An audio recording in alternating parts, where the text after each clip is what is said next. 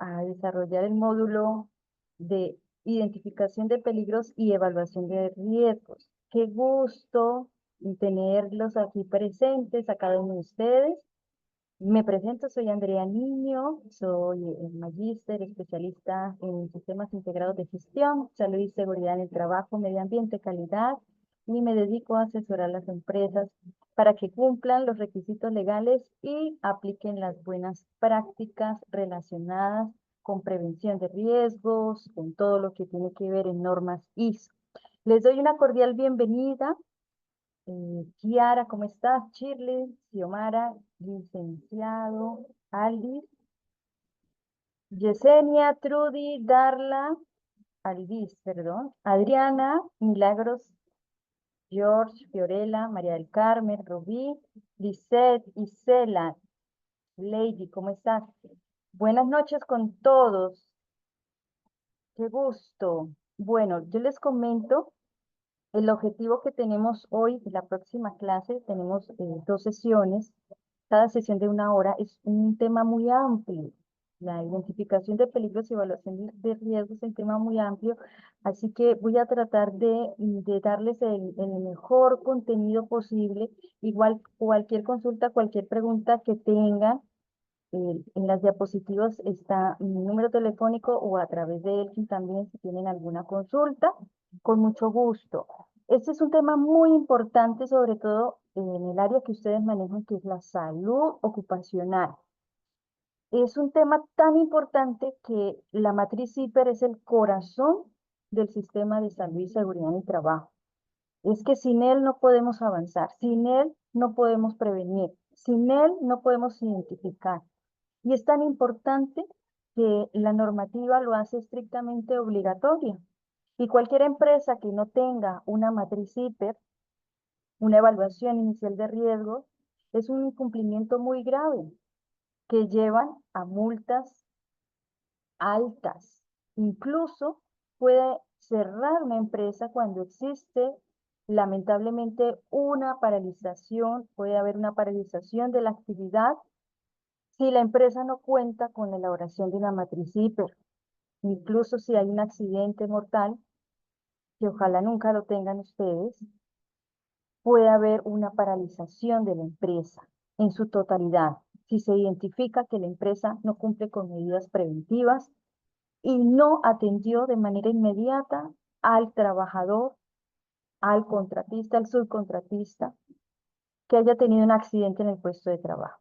Así que el objetivo de estas sesiones es que ustedes conozcan los conceptos principales que tengo que tener en consideración cuando están presentes ustedes en una empresa que tienen que atender trabajadores, conozcan los conceptos, conozcan qué es lo que dice la ley y estar preparados también en algún momento que se requiera de su consejo, de su apoyo para la elaboración de una matriz CIPER. ¿Bien? Así que hoy vamos a ver temas teóricos y en nuestra próxima clase ya vamos a ir a lo más práctico. ¿Bien?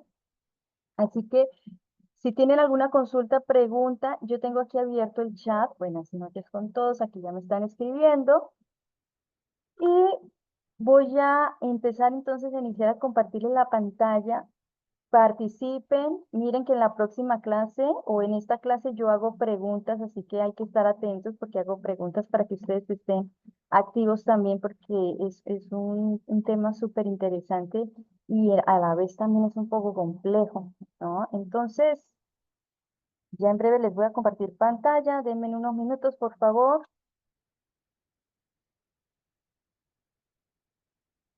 Bien, aquí tenemos nuestras diapositivas. Nuestro tema del módulo de esta sesión es identificación de peligros y evaluación de riesgos. Bueno, hay un tema muy importante que tengo que conversar y es que en estos momentos la Superintendencia de Fiscalización Laboral, la SUNAFIL, es la encargada de supervisar, vigilar, multar administrativamente a las empresas que tengan infracciones relacionadas con la parte laboral y en la parte de salud y seguridad en el trabajo. Y en estos momentos, sí, están llegando notificaciones a las empresas por temas relacionados a requerimientos. La SUNAFIL no es que llegue y multe de una vez, no, la SUNAFIL empieza a buscar información, investigar cuando haya un accidente laboral, un accidente mortal o visitas inopinadas que están programadas, pero tiene un procedimiento, ¿no? Empieza con cartas inductivas donde le dice al empleador, oiga, yo necesito saber si usted está cumpliendo con los requisitos legales.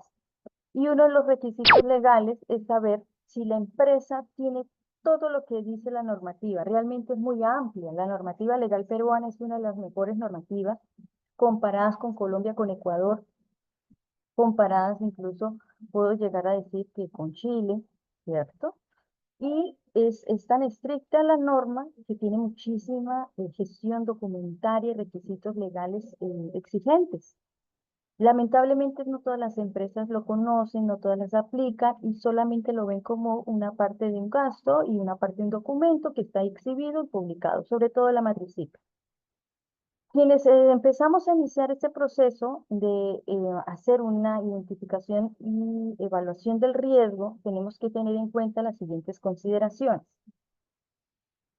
Para poder elaborar una matriz CIPER, sí o sí, tenemos que hacer una evaluación inicial de riesgos. Eso es lo primero que tenemos que hacer.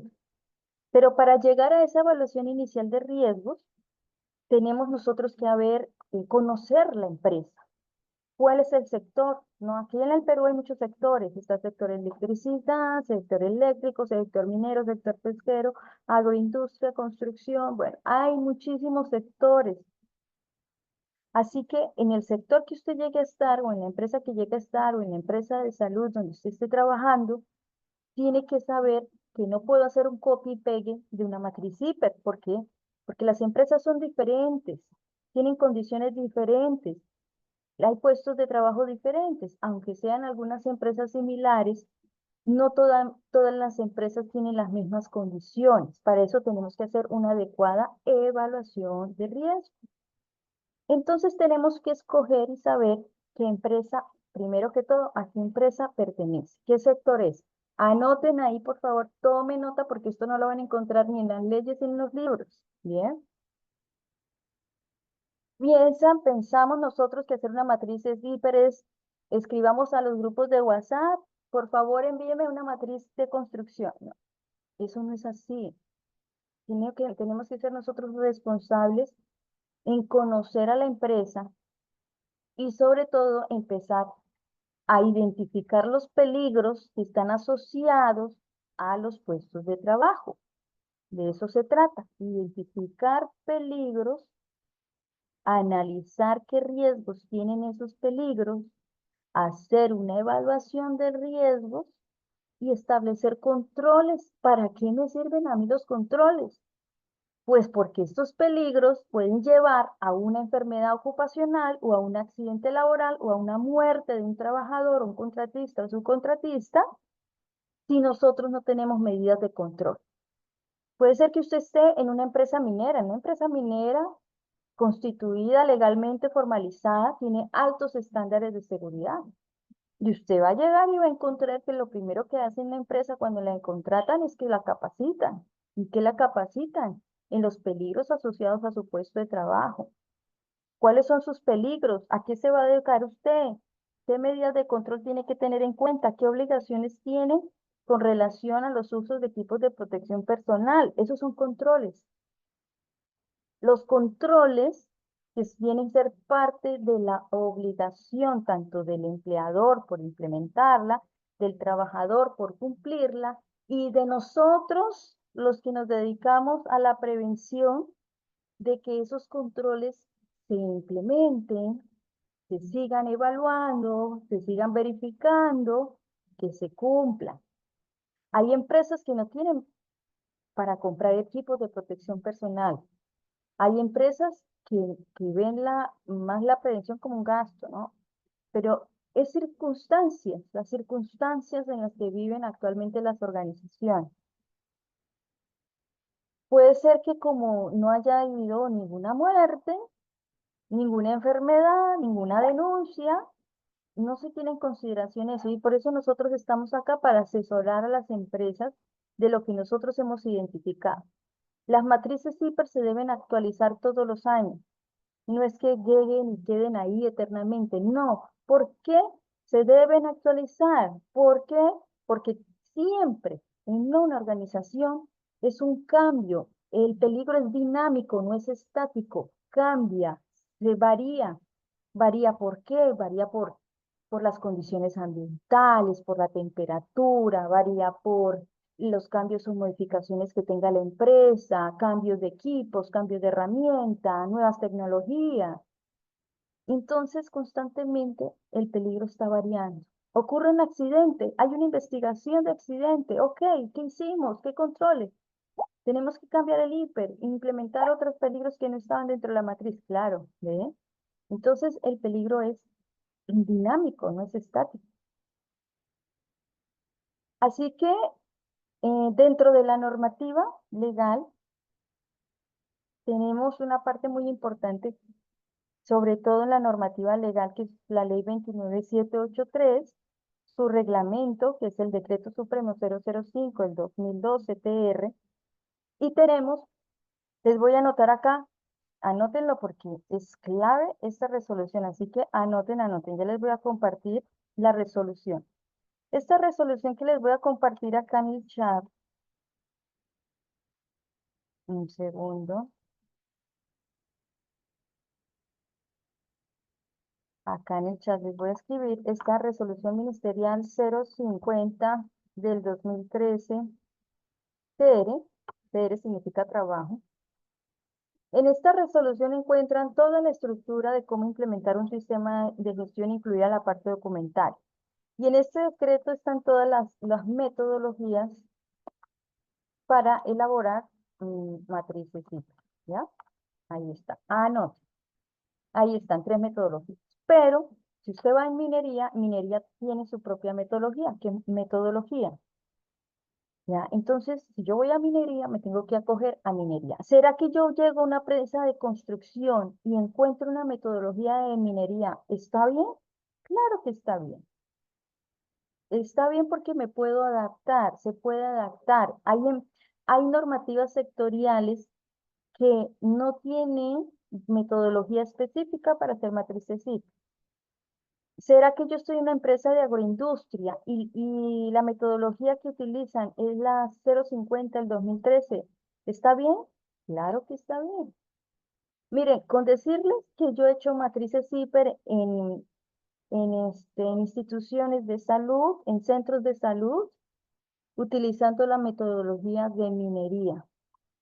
Bien, entonces, no es que esté mal. Yo puedo utilizarla siempre y cuando me acoja a la metodología que dice la norma. Bien.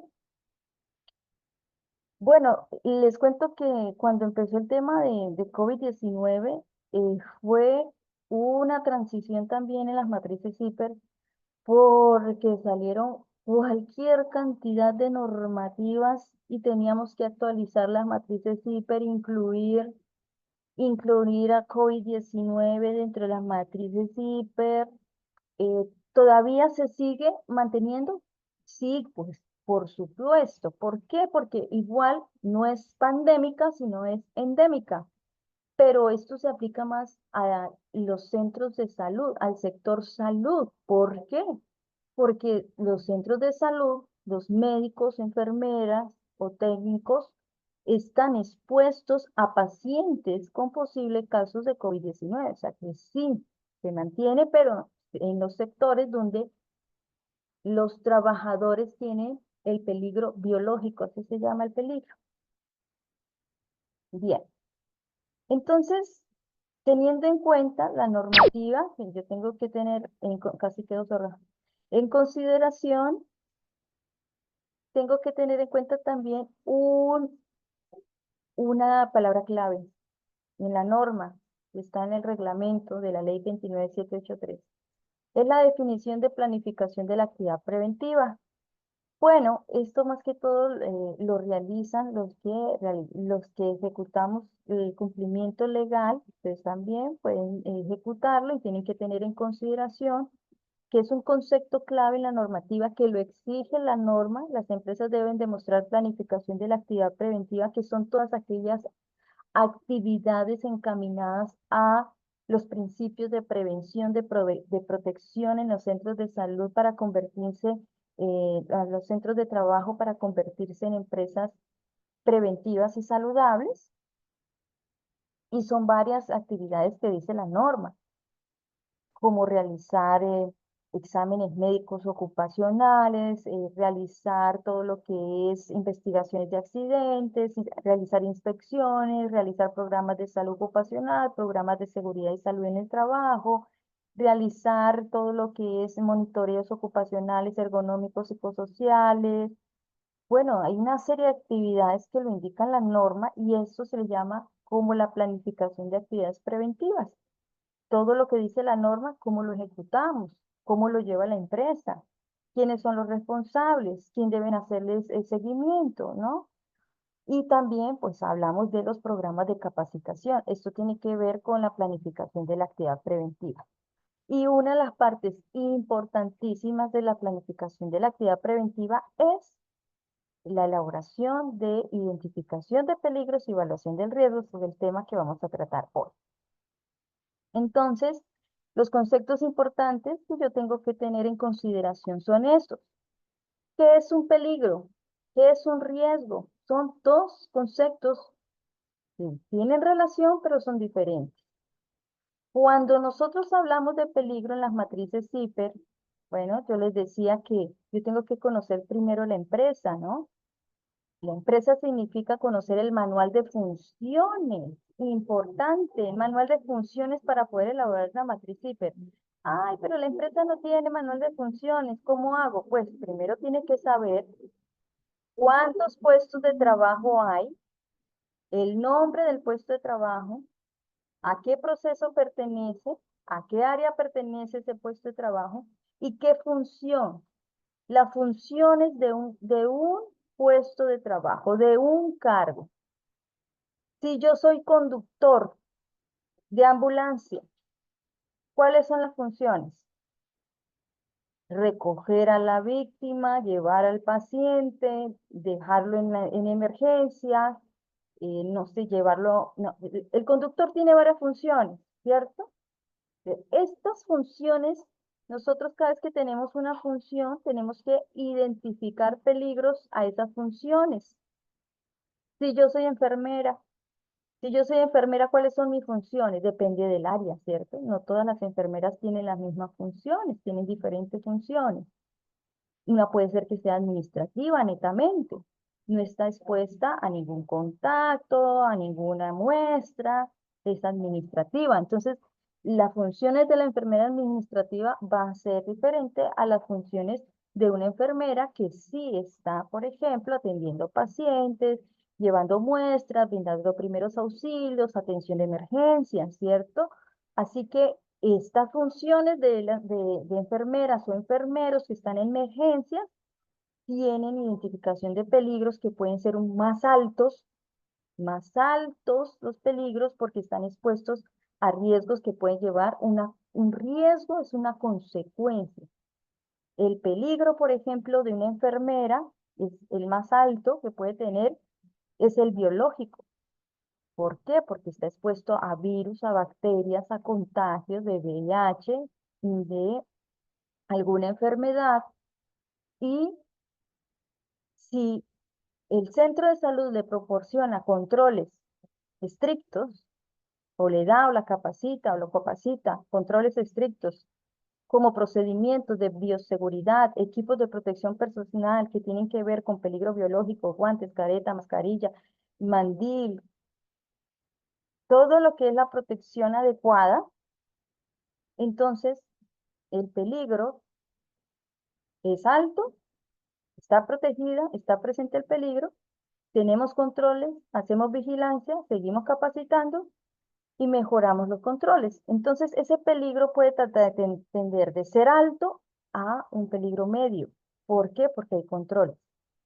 Pero si vamos a un centro de salud donde no existe procedimientos, no hay medidas de bioseguridad, no hay EPP, el peligro ya no es medio, ya es alto, porque no se está protegiendo al trabajador por esa exposición de esas funciones que realiza. ¿Ve? Entonces, ¿qué es un peligro? Peligro es toda fuente de energía, situación o acto que puede causar un daño a la persona, los activos o al ambiente. ¿Y qué es el riesgo? El riesgo es la probabilidad de que ese peligro se materialice en una situación, en una condición, en un daño, en una enfermedad o incluso hasta la muerte. Peligro es muy diferente a riesgo. El riesgo viene a ser la consecuencia de ese peligro. Miren, fíjense ustedes aquí en este GIF que tengo acá. Este es un trabajador que está llevando una carga, pero este trabajador tiene varias funciones, ¿no? Por ejemplo, el de colocar la carga, el de transportar la carga. Entonces, si el trabajador transporta la carga, ¿qué peligro tiene él? Bueno, puede tener, no más con transportar la carga, tiene peligro ergonómico por el tipo de carga que levanta, más de, más de 3 kilos. Ergonómico. Tiene peligro locativo porque puede haber objetos al momento de transportar la carga y puede golpearse, ¿cierto? Aquí vemos un peligro locativo, no, hay una situación, una condición que lo está poniendo en riesgo y que como riesgo y consecuencia, ¿cuál fue? El peligro locativo. ¿Qué riesgo y consecuencia tuvo este trabajador? Un golpe. La consecuencia es un golpe, una muerte, una electrocución. Consecuencia que le puede pasar a él. Eso es el riesgo, la consecuencia, la probabilidad de que ese peligro se materialice en una lesión o en una enfermedad ocupacional. Esa es la gran diferencia. Entonces, cuando elaboramos matrices IPEP, tenemos que conocer el sector de la empresa donde trabajamos, qué sector, cuáles las áreas, cuál es el proceso, cuáles son los puestos de trabajo, la cantidad de trabajadores que están asociados a ese puesto de trabajo y las funciones. Cuando tenemos claras las funciones, empezamos a clasificar esas funciones. Y esas funciones vamos a identificar, hacer ya la evaluación inicial de riesgo. Ah, esa función tiene qué peligro. Entonces empezamos así como este GIF. Este señor tiene, este cargo tiene peligro locativo, tiene peligro físico. Ah, ok. Entonces, vamos a entrar a hacer un cálculo del riesgo, ¿sí? Ya vamos a ver la metodología en nuestra próxima clase. Entonces, evaluar el riesgo significa eso, ¿no?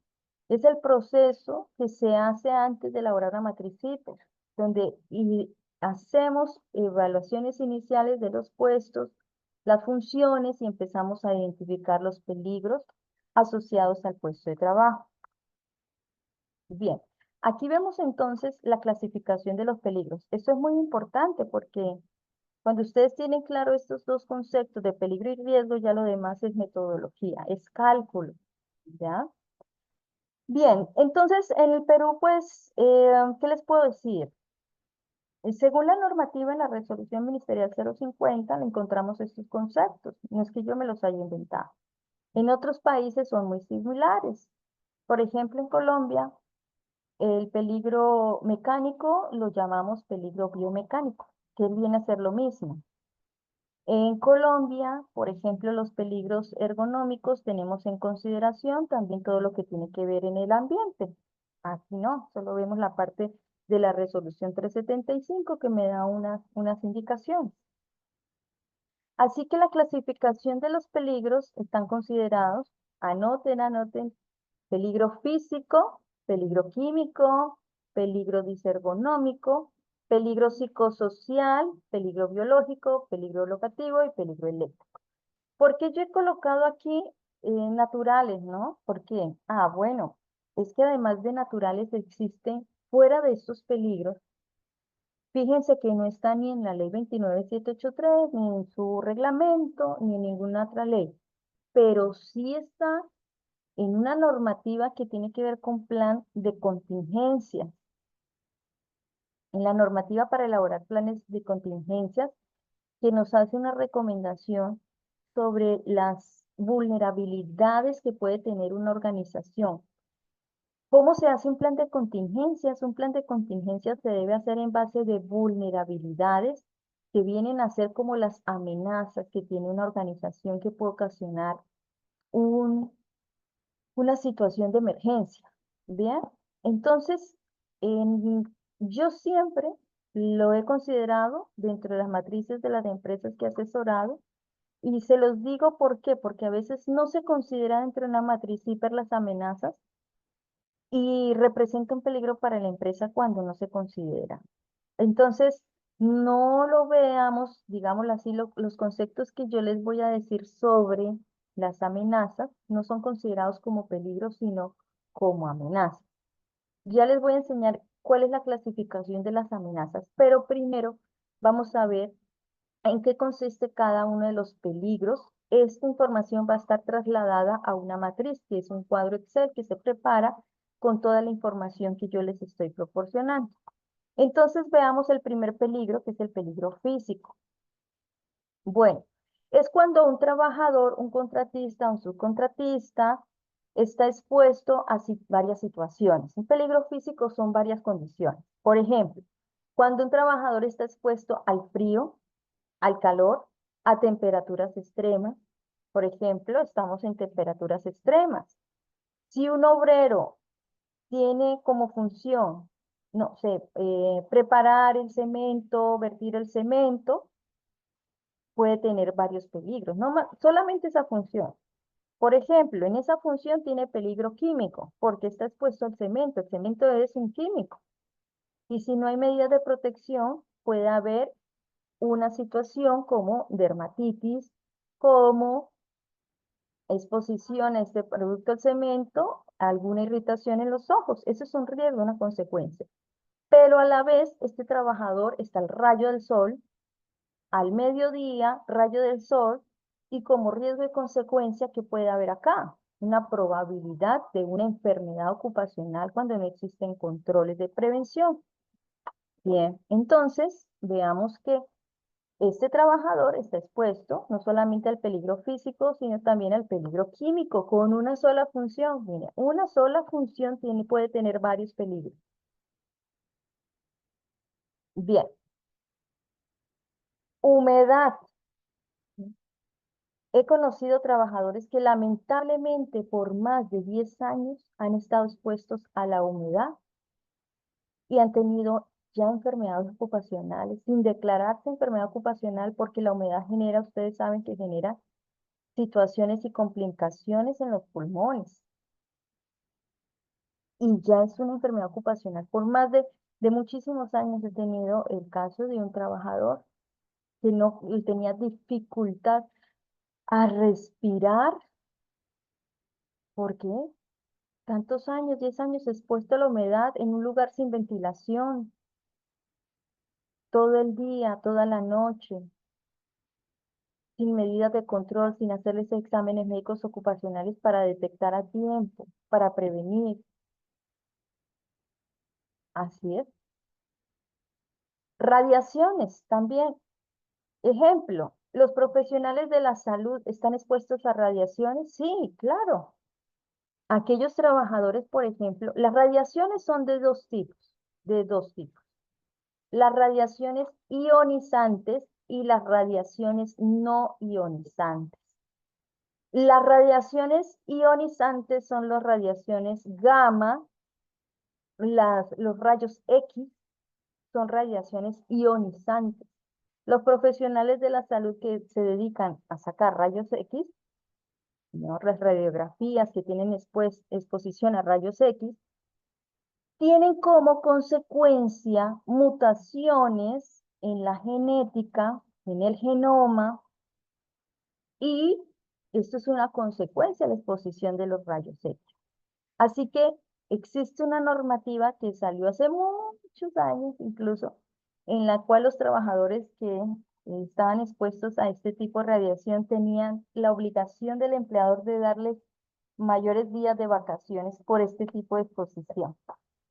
Pero no es eso, o sea, el tema no solamente las vacaciones, son los controles que yo tengo para disminuir la exposición, el contacto y el tiempo de exposición por el tipo de consecuencias que puede tener esta exposición a los rayos X. Por eso hay tantas medidas de control, de seguridad, de señalética, de distancia, de tiempo, precisamente por los daños que trae la exposición de los rayos X. Entonces, estos son considerados rayos X, son considerados radiaciones ionizantes como peligro físico. Y los no ionizantes son, por ejemplo, los rayos ultravioleta. Esos son considerados no ionizantes. Los rayos ultravioleta que pueden tener como riesgos consecuencia un cáncer ocupacional.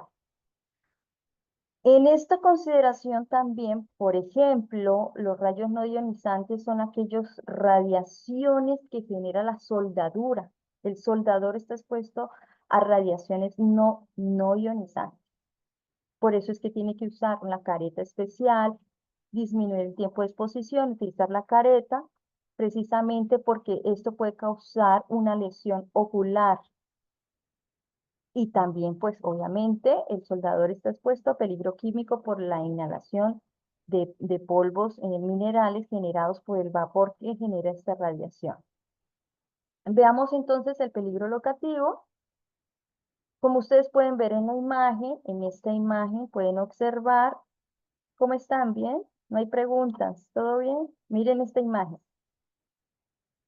Vemos aquí estructuras metálicas en el piso, falta de orden, no hay limpieza, hay desorden, no está organizado, no está señalizado.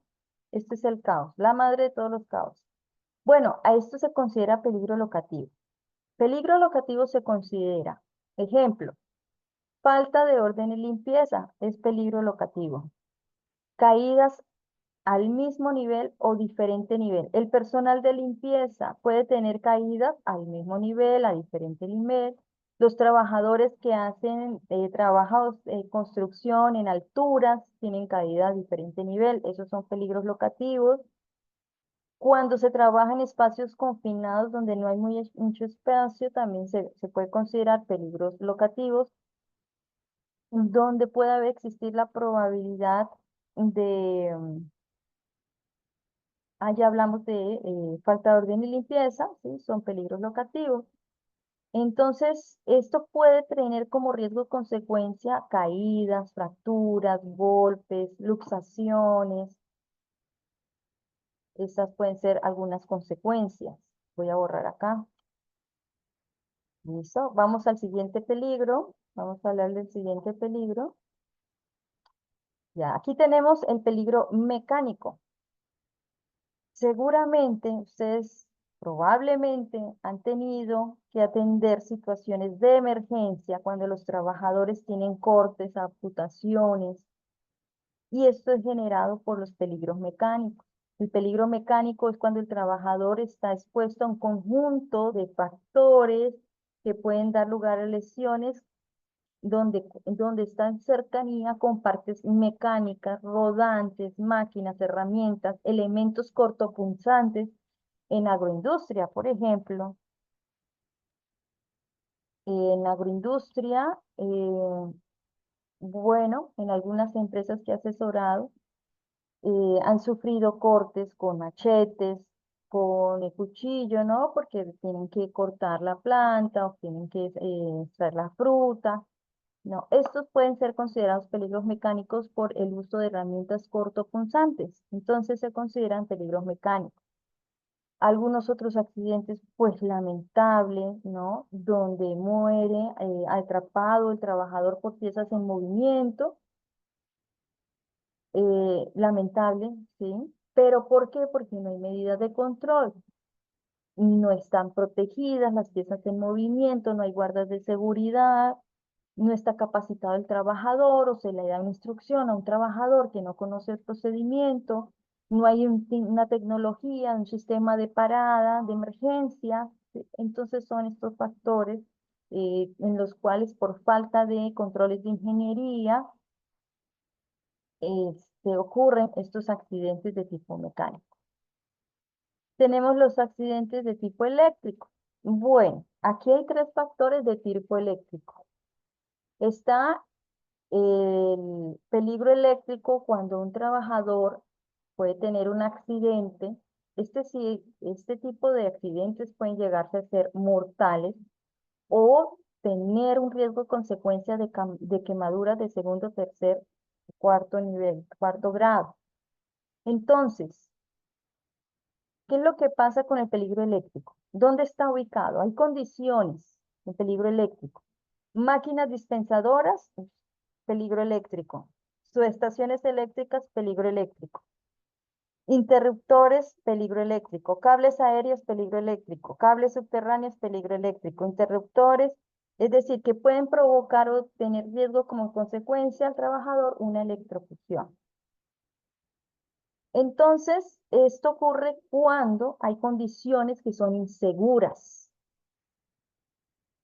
Las condiciones son el peligro eléctrico directo. Directo es cuando a simple vista yo puedo ver el peligro. Por ejemplo, este GIF que ustedes ven acá, ¿no? Yo a simple vista yo puedo ver un cable pelado. Si un trabajador ve un cable pelado, tiene la obligación de decirle, oiga, el responsable de la parte administrativa, mire, aquí tengo un cable pelado, estoy trabajando con una herramienta donde puede haber un peligro, una consecuencia de electrocución. Entonces, ¿qué hace el encargado? Una vez se identifica, se elimina el peligro. ¿Por qué? Puede llevar una consecuencia grave. Muchas muertes lamentables que trabajan baldeando agua en cercanía con equipos eléctricos. Entonces, ¿cómo es posible que se baldee agua en cercanía con equipos eléctricos? El agua y la energía no van. Electrocución, muerte. Entonces, no hay medidas de seguridad, no hay capacitación y no hay estándares de seguridad. Por eso es que se ocasionan los accidentes mortales. En estas situaciones, pues, el contacto directo que a simple vista lo puedo ver, cables pegados, conexiones expuestas. Entonces, lo primero que tengo que hacer es eliminar ese peligro para evitar el accidente mortal. Indirectos son a los que a simple vista yo no lo puedo ver. Por ejemplo, una, una subestación eléctrica internamente, yo no sé si puede existir la probabilidad de una descarga eléctrica. Una descarga eléctrica es una muerte segura en una subestación eléctrica, ¿cierto? Entonces, por eso se implementan controles especiales de ingeniería, donde implementamos puesta a tierra para evitar sobrecargas, donde implementamos medidas de seguridad para trabajar en subestaciones eléctricas, procedimientos de trabajo seguro, las 5 reglas de oro cuando trabajamos con energía de media o baja tensión, ¿no? Hay unos procedimientos y unos protocolos más estrictos para trabajar con peligros eléctricos para evitar accidentes. Esta máquina dispensadora de agua o máquina dispensadora de gaseosa o un equipo, una herramienta presenta daños, ¿cierto? Pero si yo no comunico, yo no informo, yo no sé, o si nadie hace nada para repararlo o para sacarlo de servicio mientras se repara o se hace algo, las personas siguen trabajando con las máquinas o herramientas o equipos dañados. ¿Y qué?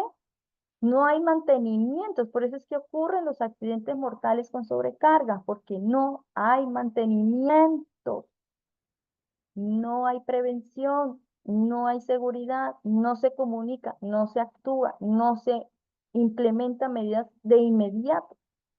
Ustedes como enfermeras y enfermeros conocen que este peligro es significativo para las personas y trae consecuencias graves.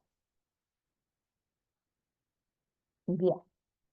Hablando de peligros significativos, aquí tenemos el peligro químico.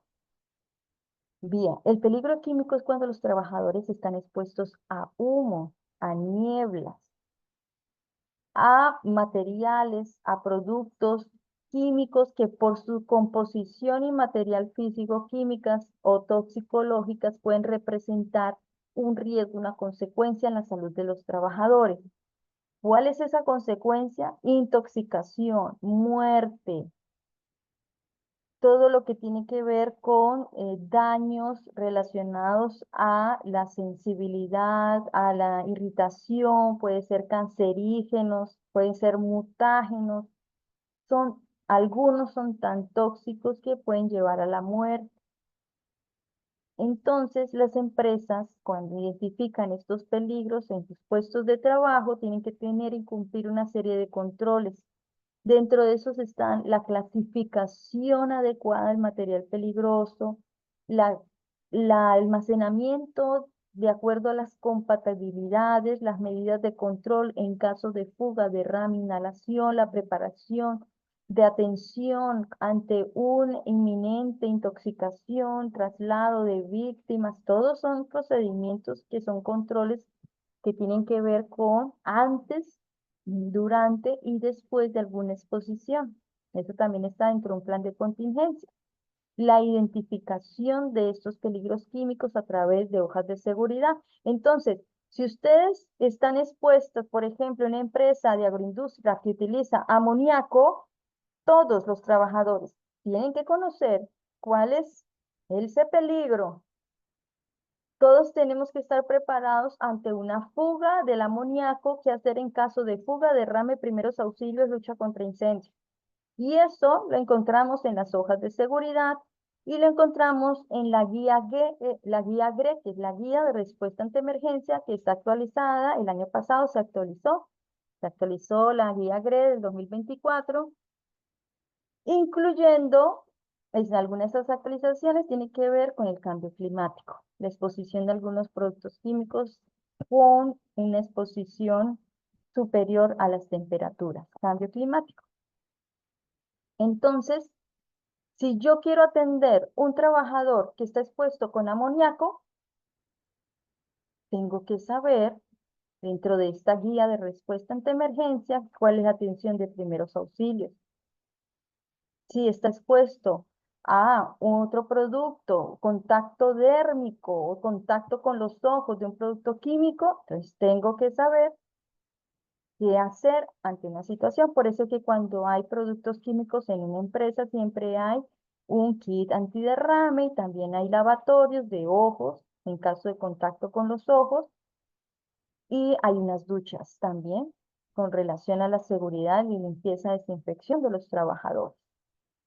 Inmediatamente pues se acude al centro de salud más cercano, pero yo tengo que tener mucho cuidado de acuerdo al producto químico, cuál es la atención de primeros auxilios.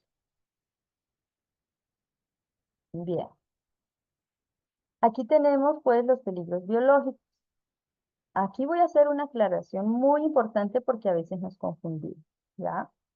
Los peligros biológicos es cuando los trabajadores están expuestos a ciertos agentes biológicos que tienen la capacidad, pues, infecciosa, ¿no? Pueden ser hongos, parásitos, esporas, hongos, toxinas, y los encontramos en puestos de trabajo en donde hay transmisión de persona a persona, como por ejemplo, digámoslo así, una gripecita, puedo considerarla, ¿sí? Pero pues en las matrices hiper no consideramos mucho lo que es transmisión de persona a persona, pero sí en los puestos de trabajo donde hay transmisión de animal a persona, sí. Por ejemplo, los veterinarios tienen peligro biológico porque están en contacto con virus, parásitos que pueden contagiarse a través de la transmisión del animal. También, por ejemplo, aquellos trabajadores que preparan abono compost, que están en contacto con insectos, los trabajadores que están en contacto con hidrobiológicos, con pescado, por ejemplo, ellos tienen exposición de peligro biológico. Y existe una transmisión a través de objetos o material contaminado. Por ejemplo, el personal de salud, ustedes que son personal de salud, sí tienen peligro biológico. Todos los puestos de trabajo de salud tienen peligro biológico, todos, porque están expuestos a todo lo que tiene que ver con contacto con virus, con bacterias. Entonces, sí o sí, sí, yo coloco en mi matriz hiper a la enfermera o al médico o el personal de salud que tenga o trabaje, por ejemplo, con personal que tiene la probabilidad de contacto con la sangre, peligro biológico. ¿Será que el VIH, la transmisión de VIH, de material contaminado, de agujas con personal de salud, es considerado una enfermedad ocupacional? Sí, solamente para el personal de salud, porque son aquellos que están en contacto directo con este tipo de virus. Solamente personal de salud. Y eso está en la normativa de enfermedades ocupacionales. ¿Será que mi SCTR va a cubrir una enfermedad ocupacional por VIH, por algún virus, por COVID-19, por ejemplo, al personal de salud? Sí. Eso fue una actualización en temas de COVID-19, pero solamente el personal de salud que tiene contacto directo. Así que el SCTR, el seguro contra todo riesgo, cubre al personal de salud de este tipo de enfermedades ocupacionales, pero únicamente al personal de salud, ¿ya? Sí, Aldis, exactamente, los del sector salud, es correcto, ¿no? Y la normativa de enfermedad ocupacional lo aclara, lo especifica y fue la última actualización que salió, sobre todo que afortunadamente pues la actualizaron, ¿no? Enfermedad ocupacional para el personal de salud por transmisión de VIH, hepatitis y COVID-19. Claro, lo de hepatitis y VIH sí estaba entre la norma, sino que lo de COVID-19 no estaba en ese entonces, en el 2020, si no estoy mal, actualizaron la norma de enfermedad ocupacional COVID-19 para el profesional de la salud. ¿Por qué? Pues porque el SCTR no tenía cubierto como enfermedad ocupacional para el sector salud, ¿no? Entonces era justo. Bien. Peligros psicosociales. Bueno, con relación a este peligro, es que este peligro no es visible.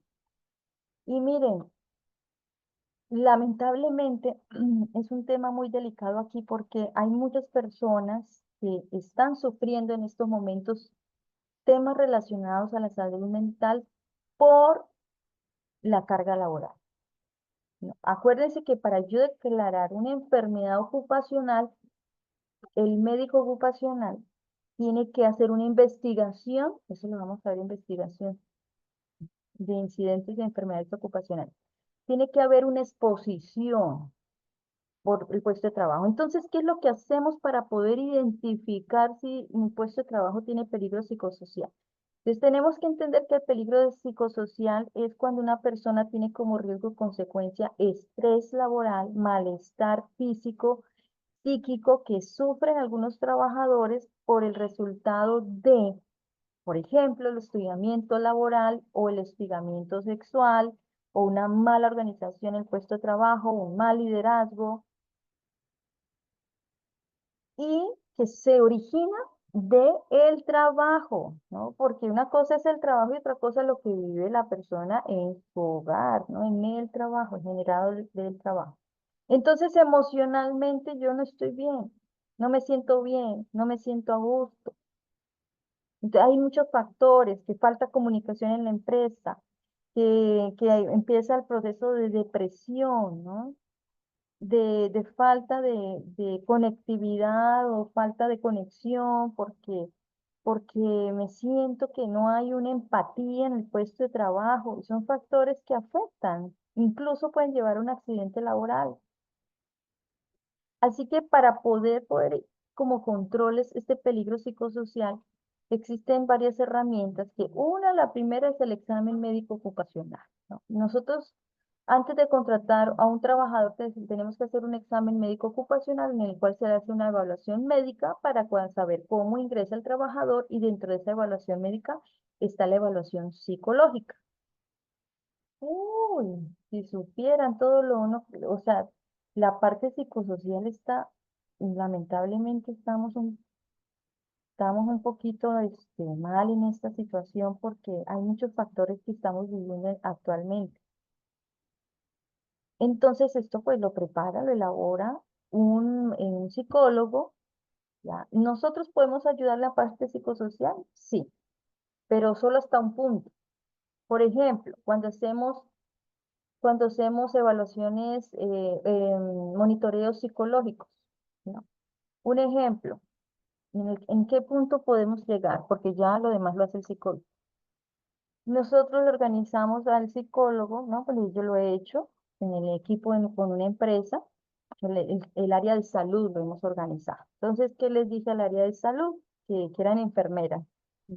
Me gusta trabajar con enfermeras y enfermeros porque son muy ordenados, muy organizados. Les gusta la prevención. Entonces, eh, con el equipo organizamos, les dije, vamos a hacer vamos a organizar las baterías. ¿Qué son las baterías? No son las baterías de rock, sino son las baterías psicosociales. Entonces, con la psicóloga, obviamente trabajamos con la psicóloga, y la psicóloga, hay una metodología que se conoce para hacer evaluación psicológica, ¿ya? Entonces es una batería, es como un checklist, unas preguntas que se le hacen a los trabajadores. ¿Y por qué nos tocó trabajar con el personal de salud? Porque en el caso, por ejemplo, de agroindustria, hay trabajadores que no saben leer ni escribir. Entonces, esa es la parte de ayuda, ¿no? Lo imprimimos en físico y también lo elaboramos de manera virtual para los trabajadores que están en remoto o aquellos trabajadores que pueden responder virtualmente. Entonces, la recolección de datos es a mayor cantidad de datos, mejor va a ser la evaluación psicosocial, ¿no? Si se puede hacer a todos los trabajadores, ojalá. Pero a veces las empresas son tan grandes que no a todos se les puede hacer, solamente a un grupo de trabajadores. Y una pregunta clave que hay que incluir, que esto lo tiene en la normativa laboral, es la de incluir la pregunta relacionada con acoso sexual y laboral. Esto es muy importante en la batería, la evaluación que se va a hacer psicosocial. Entonces, con las enfermeras elaboramos un checklist basados en algunas recomendaciones de la psicóloga, incluimos las preguntas y lo que hacemos es levantar la información y luego la llevamos a tablas dinámicas, es decir, empezamos a hacer la estadística, ¿no? De las respuestas de los trabajadores y empezamos a medir resultados. ¿Cuáles áreas tuvieron la respuesta relacionada al clima laboral, liderazgo, ejecución de tareas, temas de ansiedad, ¿no? Unas preguntas claves y ya la psicóloga, basada en la información, da su resultado y su recomendación. Así es como termina una evaluación de monitoreo psicosocial.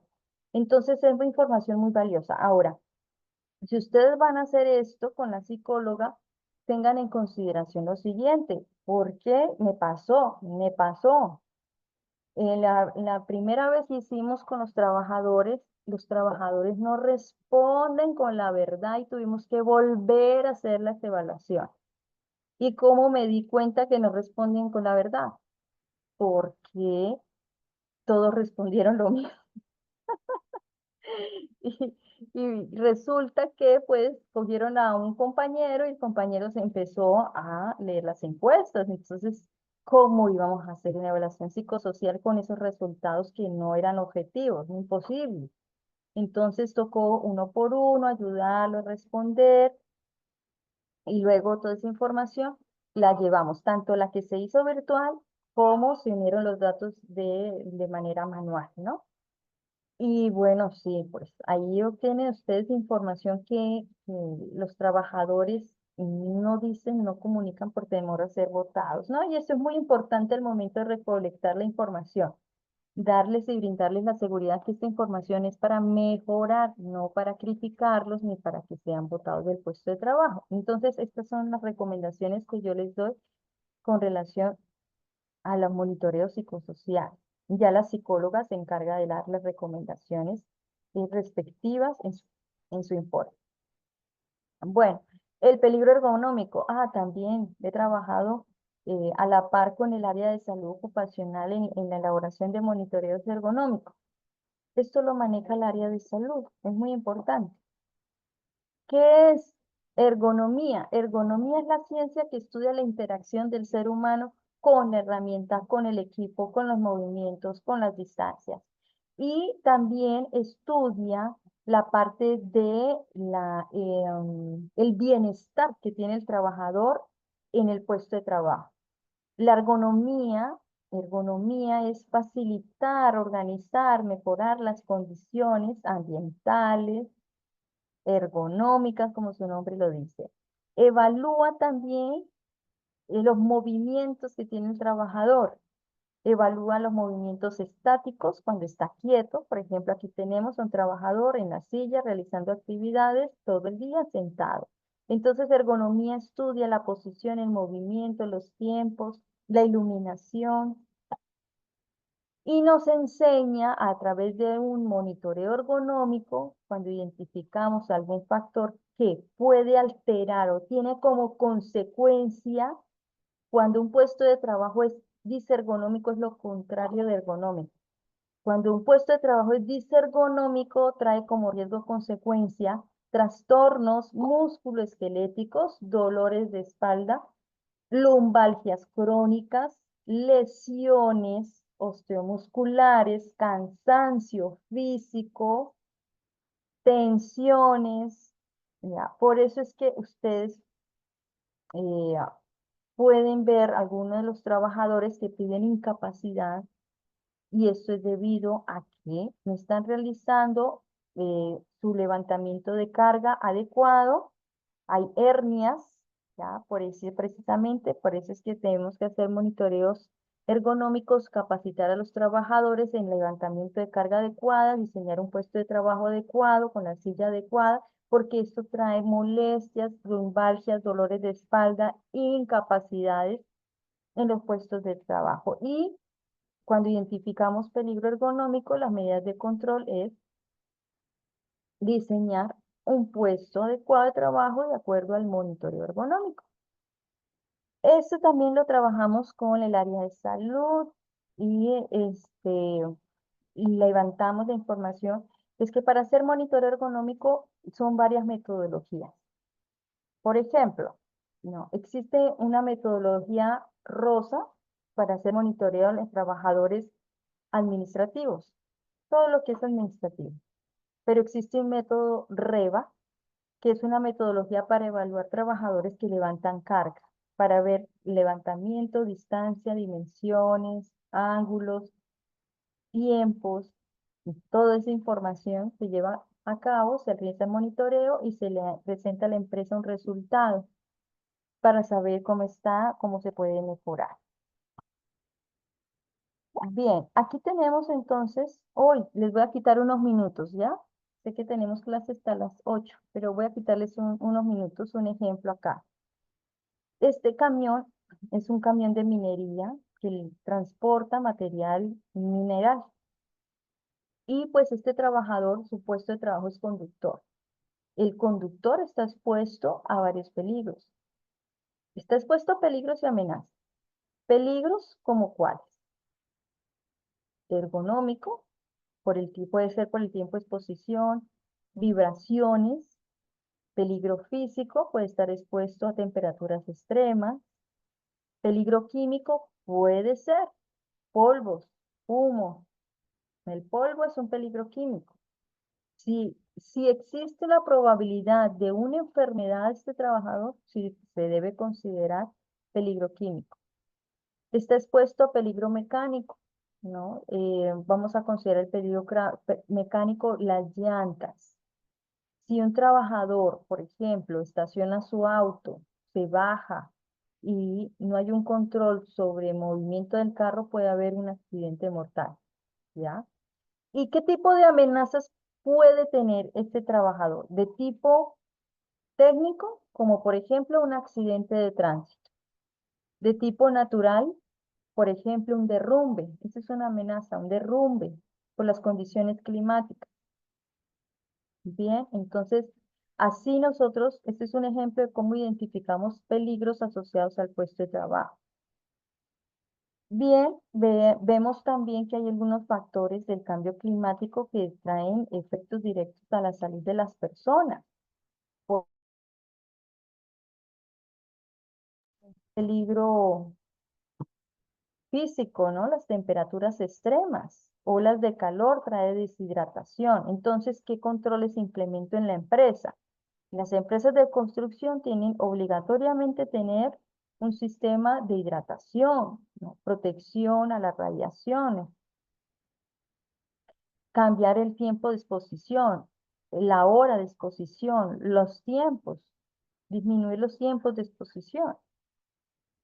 Enfermedades respiratorias con el cambio climático, tenemos asma, incrementos de asma, exposición a alergénicos, tenemos también efectos indirectos por la contaminación alimentaria que se puede dar a raíz del cambio climático.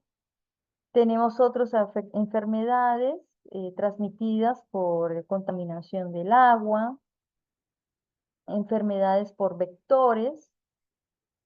Entonces hay una serie de cambios que estos efectos de cambio climático puede traer consecuencias a la salud de los trabajadores. Perdón. Y vamos a concluir acá para finalizar nuestra sesión del día de hoy. Aparte de estos peligros que ya les estaba mencionando, yo siempre les he recomendado que incluyan las amenazas. ¿Sí? Era lo que yo les decía, ¿no? Peligros son los peligros físicos, químicos, ergonómicos, disergonómicos, locativos, eléctricos. Y estas amenazas dentro de una matriz hiper es muy importante porque existe alguna probabilidad de alguna muerte o alguna situación que pueda llevar a una lesión. Entonces, yo he clasificado bueno, yo no, ¿no? En la normativa de plan de contingencias está y lo menciona.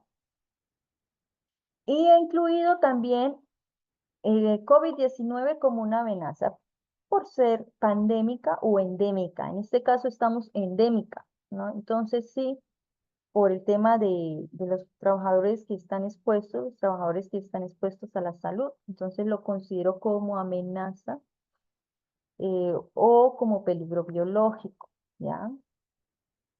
Bien, entonces las amenazas de tipo técnico, como ustedes pueden observar acá en la parte superior, son, ejemplo, incendios, explosiones, contaminación, falla de los equipos, accidentes de tránsito, fuga, derrames o intoxicación.